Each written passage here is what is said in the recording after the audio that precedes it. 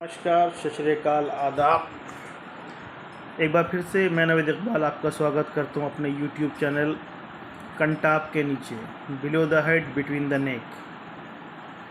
और आज का जो वीडियो है हमारा वो इस संदर्भ में है कि किस तरह से भारत में की एक बड़ी जनसंख्या, भारत की आबादी का एक बड़ा हिस्सा किस तरह से दोहरा चरित्र वाला का काम करता है। मैं इसमें ज़िक्र करना चाहूँगा शाहरुख और झारखंड में जो भी घटना घटी है, शाहरुख और अंकिता के बारे में। जहाँ तक मैं अपने इस वीडियो के माध्यम से मैं किसी का सपोर्ट नहीं कर रहा हूँ, क्योंकि अगर हर अपराधी को उसके अपराध की सज़ा मिलनी चाहिए, चाहे उसका कोई भी धर्म हो। अब बात करते हैं कि अगर शाहरुख या शाहरुख जैसा कोई भी हो इस तरह की घटना को अगर अंजाम देता है, तो उसको इस बात का हौसला कहाँ से मिलता है कि मैं क्राइम करूँगा और बच जाऊँगा। वो हौसला देने वाले होते हैं ये अंधभक्त और ये सरकार। अभी रिसेंटली 15 अगस्त के दिन में बिल्किस बानो के 11 बलात्कारियों और उसकी 3 साल की बच्ची को पटक के मारने वाले हत्यारे छोड़ दिए जाते हैं। भाजपा के लोग उसका स्वागत करते हैं, माल्यार्पण करते हैं, उसे मिठाई खिलाते हैं। इसी तरीके से हमने देखा कि इससे पहले कठुआ में हुआ था, जहां रातों रात लड़की को जला दिया जाता है, उसके पीड़िता के परिवार को समाप्त कर दिया जाता है। तो मामला कुलदीप सेंगर हो या इसी तरीके से भाजपा के बहुत सारे नेता या भाजपा शासित राज्यों में ऐसी जो भी घटनाएं होती हैं, मीडिया उस पर मौन हो जाती है। ये अपने आप को महिला कहने वाली, उन्हें शर्म से डूब मर जाना चाहिए। रूबिका लियाकत, नविका कुमार, चित्रा त्रिपाठी, आदित्य त्यागी, बिल्कुल शर्म की बात है। इन सबको सांप सूंघ जाता है जब घटना भाजपा शासित राज्यों में होती है। जब बिल्किस बानो के अपराधियों को छोड़ा गया था तो इनके मुंह से एक शब्द नहीं फूटा था। और अब चूँकि ये मामला झारखंड का है, आप नोटिस कीजिएगा कि जब भी कोई भी घटना गैर भाजपा शासित राज्यों में होती है तो उसे खूब उछलाया जाता है। मेरे इस बात से ये कतई मतलब नहीं है कि मैं अपराधियों का या इस तरह की घटना का मैं सपोर्ट कर रहा हूँ। मैं शुरू से बलात्कार और ऐसी घटना का धर्म के आधार पर नहीं, बिल्कुल इंसानियत के आधार पर मैं इसका विरोध करता हूँ, ताकि समाज में इस तरह की गंदगी ना फैले, ऐसे आपराधिक प्रवृत्ति के लोग को हौसला बुलंद न हो।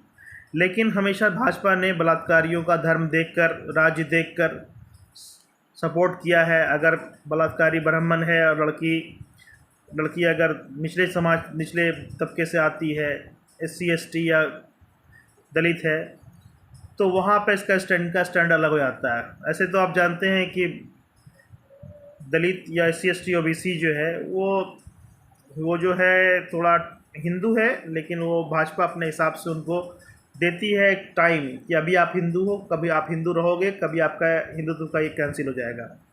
मतलब मुसलमानों पर हमला करना हो तो आप हिंदू हैं, आपको धार्मिक उन्माद फैलाना हो तो आप हिंदू हैं, अगर आपको भाजपा को वोट देना है, सरकार बनानी है, तो आप हिंदू हैं।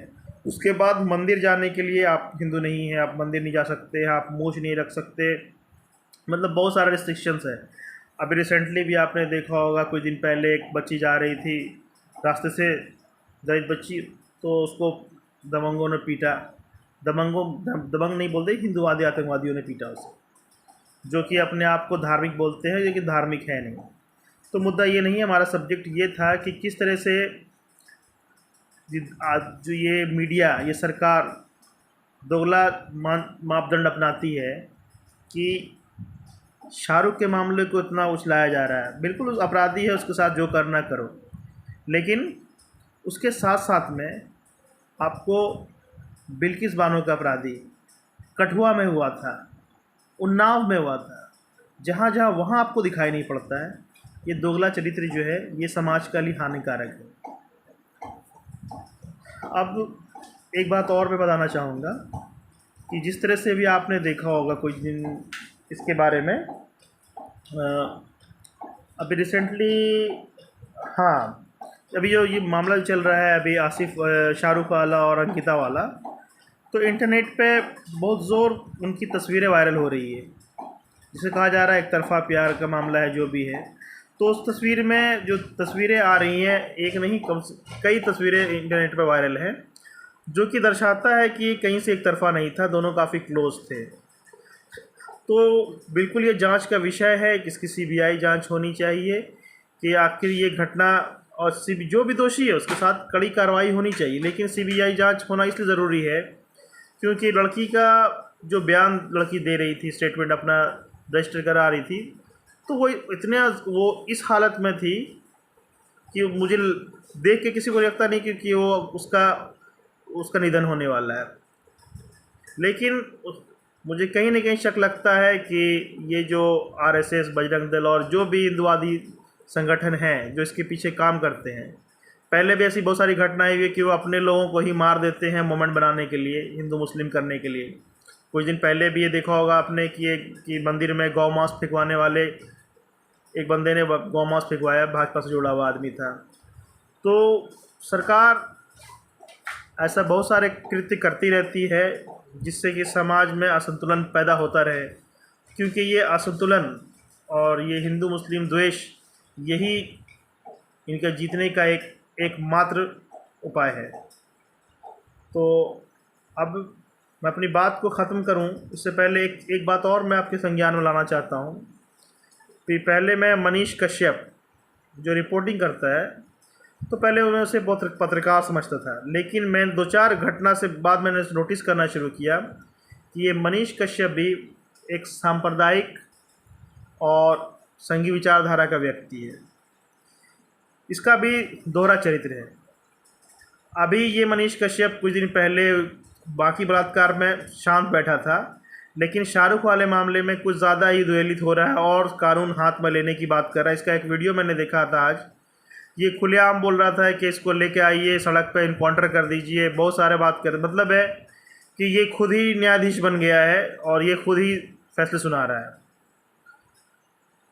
तो मुझे लगता है कि वो तैयारी में है कि भाजपा की नज़र उस पर पड़े, और भाजपा कपिल मिश्रा, जैसे आप जानते हैं कि जहरीले बोलने वालों को भाजपा तुरंत उसको किसी न किसी पदवी से नवाजती है।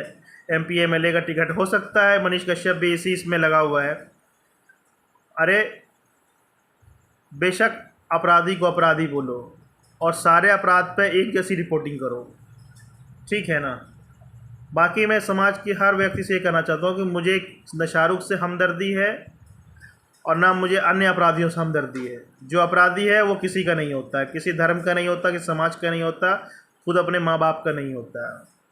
तो आप लोग से बस यही निवेदन है कि धर्म देखकर किसी भी अपराधी का सपोर्ट करना, आजकल जो एक कल्चर डेवलप हो गया है कि आप पहले आज से 20 साल 10-20 साल पहले जो भारत का माहौल था, मैंने देखा कहीं कोई आदमी किसी के साथ अत्याचार कर रहा है तो उसको बचाने के लिए 20 लोग खड़े आते थे। वहाँ कोई किसी का धर्म नहीं देखता था कि गलत, बस ये देखा जाता है गलत पे कौन है, सही पे कौन है।